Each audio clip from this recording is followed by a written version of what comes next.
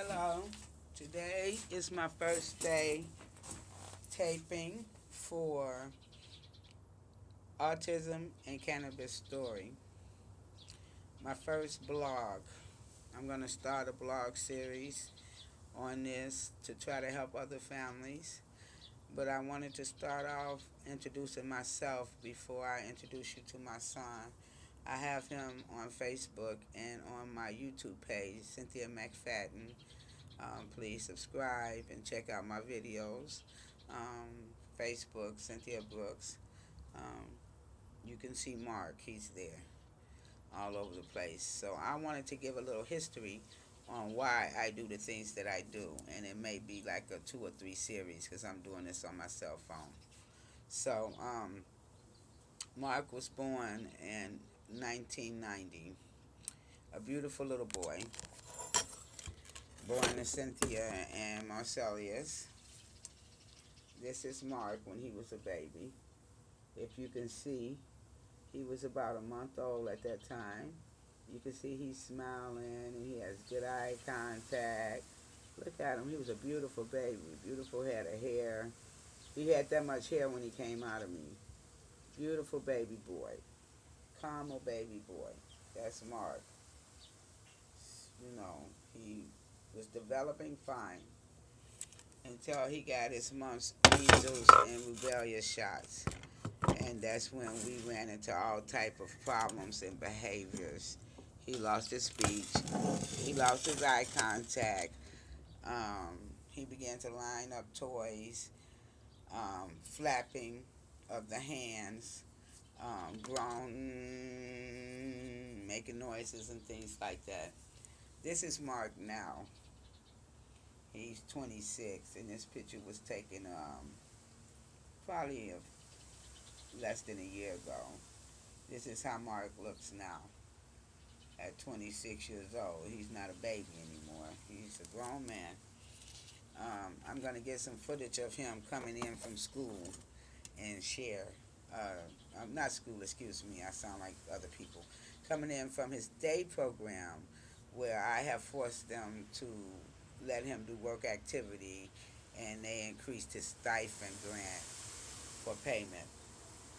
So he has a little bit of an earning. Basically, Mark was diagnosed with extreme autism, PDD, autistic traits.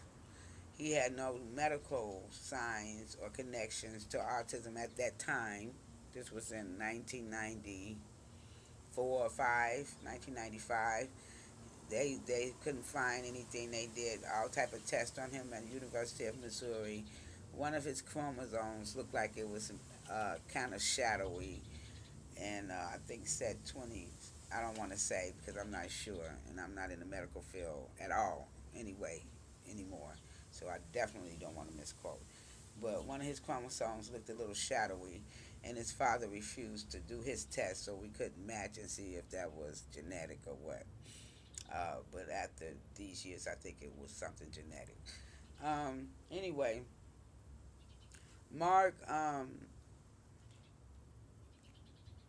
became very extremely challenged at the age of 2, right before I had his sister, 92.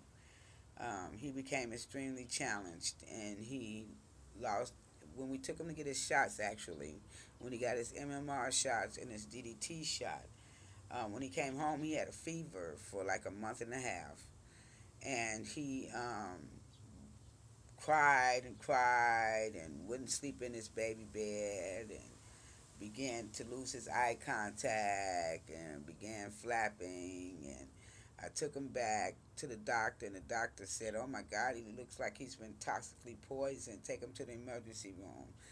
That's where we had to take him to get his shots because he was so extreme. We couldn't even take him to his regular pediatrician that had been seeing him from the time of birth until he was about 18 months old, till he got his MMR or DDT shot. So whenever time that came in frame, that's when he stopped seeing them. I have remembered his name for a long time, but I forgot. But I do remember it was on Howard Street. right off of Howard and Sheridan, because we were living in Rogers Park at the time, and that's where he got the shot. And later they came up with the theory that the mercury was stored and it caused some problems. And I often believe that that's what caused problems for Mark. Because Mark was typical. He was talking, he was playing. As you see on that picture, he had eye contact. He was smiling and engaging with the picture at 2, 3 months old. He was saying, "See light, daddy, go."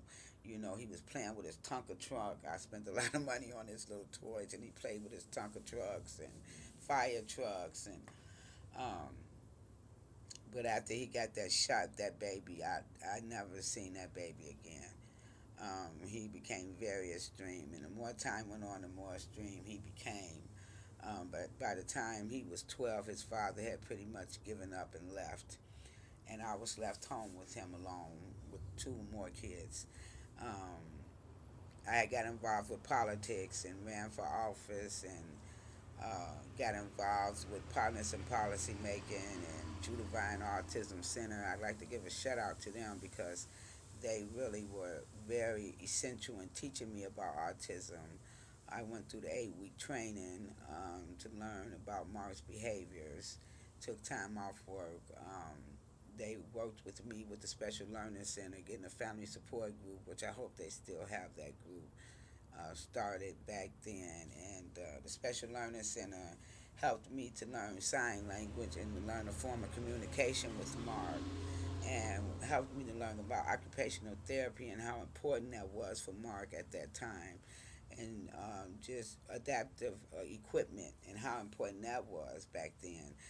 That's all we pretty much had, and they just did a great job at that, and I do appreciate them. He had a special teacher. I can't remember her name, but I remember her spirit at the Special Learning Center. She was special. I'm telling you, she came to my house and taught me sign language so I can communicate with my baby. So she was very special. Um, by the time he was 12, we moved to Nevada, and things changed tremendously. He lost a lot of services. He lost the use of his communication. He lost his father. He sat on the porch for 2 weeks saying "daddy," hitting himself at the time that his father was supposed to come home. And he hasn't really had a father since. His father kind of comes in and out. When he's on a guilt trip, he'll send some money or, to make himself look good, but he doesn't consistently spend time with his son. He hasn't seen his son in over 3 years, for example. He doesn't come around and spend the time. And it's very unhealthy for Mark and me dealing with this certain condition because we really need consistency and support. And a lot of people say, well, why you call him? Why you deal with him? Because he would come in and out. And I needed the help so bad, I would be praying that he would stay and help. Not stay with me, but just stay in Mark's life and help Mark. But it never happened, so I'm over it now.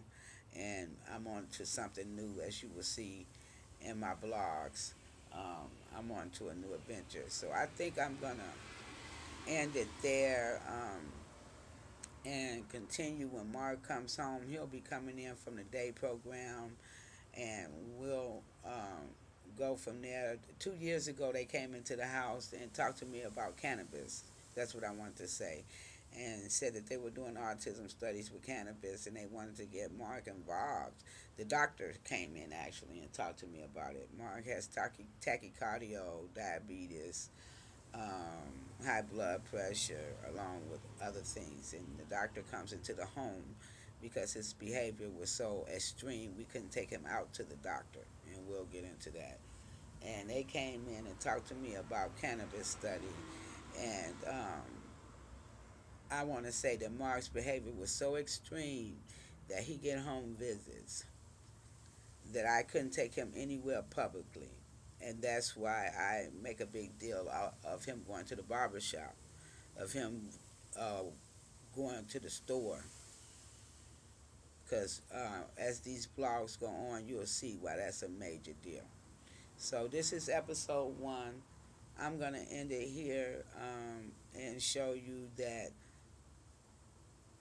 how Mark acts now, and show you why I believe in the cannabis study, and get into some real details about how cannabis works, because I've been studying the pharmaceutical book and how it affects your endocannabinoids in your brains, in your frontal lobe, and causes activities in your brains and enhances these things to help you to function.